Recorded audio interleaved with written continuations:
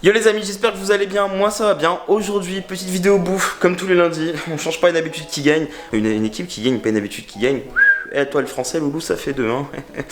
Bon les gars, aujourd'hui ça va être un gâteau à base de pommes de terre avec du fromage et du jambon et un petit truc dedans, c'est une sorte de béchamel, mais pas vraiment une béchamel, surtout pour donner du goût au fromage.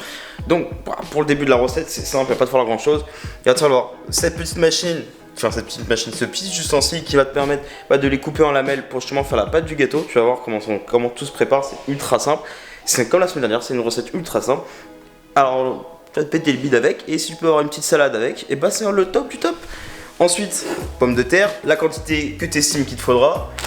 Moi j'ai pris du cheddar et du gruyère et du jambon. Voilà, c'est ce qui va composer toute la recette. Donc je vais te montrer du coup les premières étapes, c'est rien de compliqué. On va commencer la recette. Donc j'ai pris un petit plat à gratin qui va aller au four. Tu te remontes les manches, tu te laves les mains avant. Tout ça, il n'y a rien d'exceptionnel, c'est l'évidence. Ensuite, moi j'ai ça pour m'aider. Toi je sais pas comment tu vas faire. Tu peux le faire comme ça, mais tu peux prendre le risque de te couper. C'est pas dingue, hein. Cette réflexion, c'est pas dingue de se couper. Bah évidemment. Et là hop, tu tailles, tu fais des petites lamelles comme ça. Et tu y vas. Tout ça prend du temps. Je le fais et on se retrouve quand c'est terminé.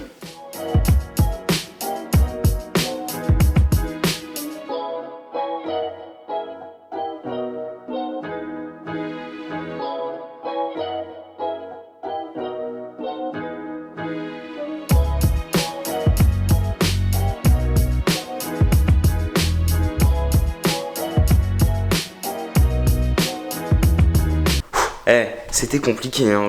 Waouh, hein. Franchement, on fait des recettes vraiment compliquées, hein. Non, je rigole, les gars.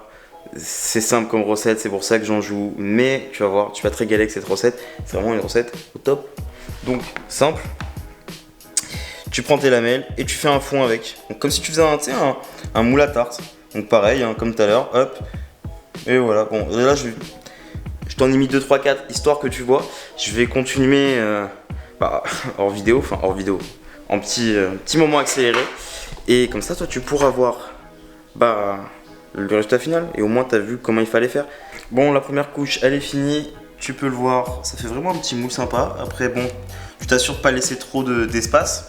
Et là écoute, je vais essayer de te poser à côté de moi pour que tu puisses voir le reste de la recette easy. Je pense que ça va marcher, on va voir les gars. Hop. Ok, donc ça on va le réserver de côté pour faire les autres couches. Maintenant tu prends ton plat. Ce qu'on va faire, c'est qu'on va ouvrir le gruyère et le cheddar et qu'on va commencer à faire les couches de fromage. Et là tu fais une bonne couche. Hop. Là tu nappes bien vraiment, il faut que vraiment toute la pomme de terre soit remplie de fromage. Tac. Pareil avec le cheddar, tu mets une bonne couche. De toute façon le but ça va être de finir tout ce fromage, je vais pas le garder, ça me sert à rien, je vais le gaspiller après dans d'autres recettes qui serviront à rien. Donc je peux y aller en fromage sans hésiter. Ensuite, tu prends le jambon. Pareil, si j'arrive à l'ouvrir, ça serait topissime. Ah, ça me rend ouf. Ah, voilà. Voilà, du bon jambon. Hop, tu mets une belle couche ici. Là, tu prends ton jambon, tu le coupes en deux. Vraiment, sans rien d'en mettre trop, il suffit juste de mettre la dose idéale. Et la dose idéale, ça serait ça. Tac, plus celle-là, ça fait à peu près 2 tranches. Ah, bon, je même ça. Ah, maintenant, tu répètes l'opération.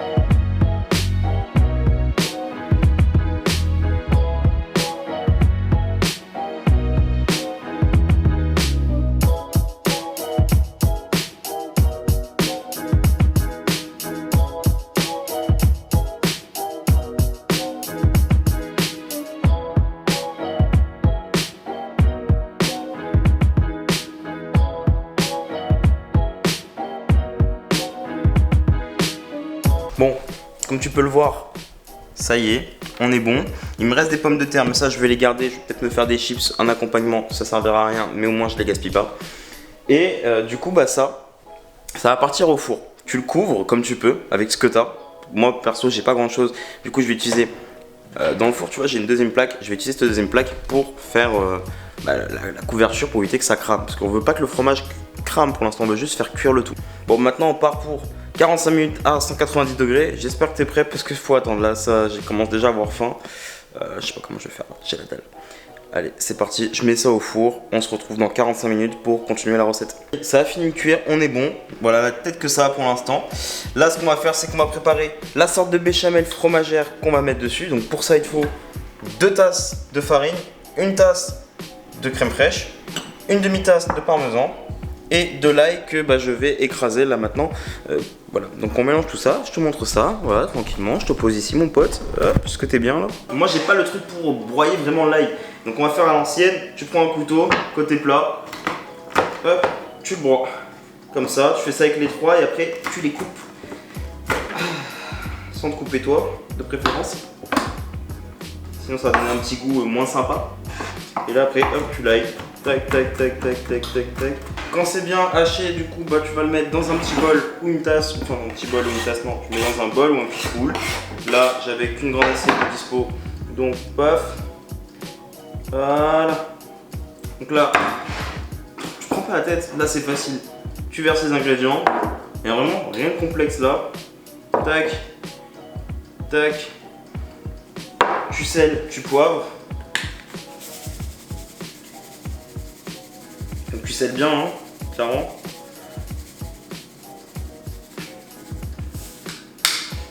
D'ailleurs, tout à l'heure, j'ai pas salé ni poivré les pommes de terre, c'est fait exprès. Pense qu'il y a du fromage, que c'est ultra salé, pense qu'il y a du jambon, que c'est ultra salé, et que tout ça cuit. Et ça fait beaucoup salé déjà de base.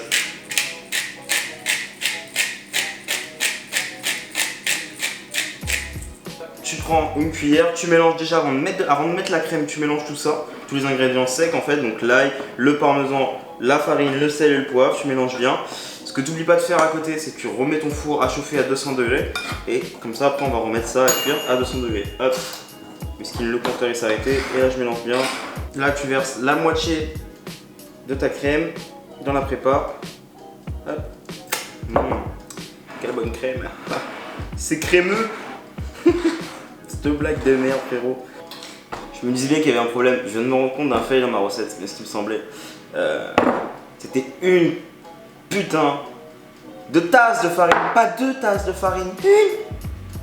On va rajouter de la crème pour sauver le tout.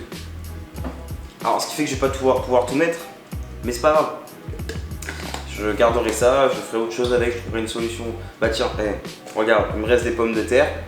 Je ferai ces pommes de terre avec ça par-dessus au four, ça fera un petit gratiné parfait. Allez, tu vois, on trouve des solutions pour tout. Bon, maintenant si t'as fait la même connerie que moi, je sais pas si tu le vois là, ça a une texture un peu de béchamel, et il faut que ce soit légèrement plus liquide. Si t'as fait la même connerie que moi, faut encore ajouter de la crème. Sinon, bien joué à toi de pas avoir suivi la recette dès le début.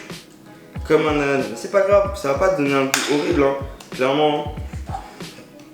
Tu peux aussi rajouter de l'ail du coup si t'as fait la même connerie que moi, mais si tu l'as pas fait, c'est pas grave. Ensuite, du coup, tu badigeonnes ton plat avec ta préparation. Tu vas donner une sorte de petite couche gratinée, une sorte de béchamel fromagère en fait, hein. Rien de très dingue. Mais je suis un peu deg parce que c'est un bon plat que j'ai déjà fait, hein, mais que j'ai foiré. Là, je sais pas pourquoi. La dernière fois, j'avais pas fait cette bêtise, peut-être parce que la dernière fois, j'avais pas assez d'ingrédients. Bon, enfin bref. Dans tous les cas, ça va rester une bonne recette, les gars. Il n'y a pas de souci là-dessus. J'en doute même pas une seconde. Maintenant, il part au four pendant 15 minutes à 200 degrés. Là, il n'y a pas de doute, on est bien dans la recette. Bon, malgré ce raté, on va pas se laisser abattre. On va se battre, on est des vainqueurs, nous. Non, c'est bon, on arrête les conneries. Je vais faire ma salade pour accompagner ça. Et ça, je sais que je peux pas me louper, vu que c'est un truc que je fais très souvent. Je mange pas très souvent de salade, mais je fais très souvent cette vinaigrette. On ne demande pas pourquoi. Alors, simple, il faut un bol. Déjà, si t'as pas de bol, tu peux rien faire. Allez, sérieux, il va te falloir de la moutarde. Je la vois pas, mais elle est là. Tac. De l'huile d'olive, du vinaigre balsamique. du sel, du poivre et du piment. Il y a d'autres ingrédients qui sont pas obligatoires dans cette recette, mais il y en a que si tu les as pas, bah t'es sûr de foirer cette recette, c'est clair et net. Tu mets une bonne cuillère à soupe, une bonne cuillère à café. Voilà, pas se tromper dans les quantités. Ensuite, tu prends de l'huile. Alors pourquoi je fais pas tout à l'huile d'olive? C'est parce que sinon ça a un fort goût d'huile d'olive et que c'est pas agréable. Donc là il va te falloir hop, un petit peu d'huile. Tac. T'en verses un petit peu. En fait tu vas faire une sorte de mayonnaise que tu vois. La moutarde, quand tu la mélanges à de l'huile, la moutarde va absorber l'huile et ça va s'épaissir et ça va diminuer le goût de la moutarde au fur et à mesure. Ça va faire comme une mayo, sauf qu'il n'y a pas d'œuf. Hop, on remet encore un peu. Maintenant on va rajouter un peu d'huile d'olive pour donner un petit goût. Tu vas rajouter ton vinaigre balsamique. Là malheureusement ça va redevenir un petit peu liquide mais pas trop. Justement c'est la texture qu'on voulait, on veut pas de la mayo pour faire une vinaigrette, on veut quelque chose d'assez liquide.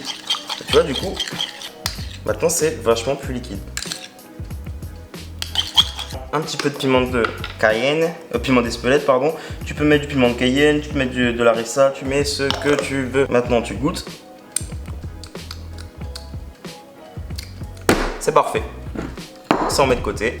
Regarde la tête que ça a. Franchement, sorti du four, on dirait une sorte de hachis parmentier. Je sais pas pour toi, moi je trouve que ça ressemble à un hachis parmentier. Mais t'inquiète, à la découpe ça va être magnifique. Regarde, hop, je te mets en position pour bien voir la découpe. Tac. Ah mon pote, regarde. Une petite assiette. Hop. Là on se coupe une belle part. Sans se brûler, de préférence. Hop. Mais regarde-moi ça. C'est pas beau? C'est belle aux couches.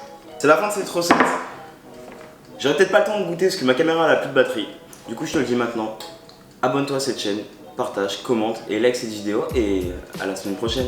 Et je vais goûter ça en espérant que la cam se coupe pile au bon moment. Voilà. Parce que ça a l'air très chaud. J'aurais aimé attendre que ça refroidisse. Mais comme j'ai une caméra qui a plus de batterie, goûtez ça de spi.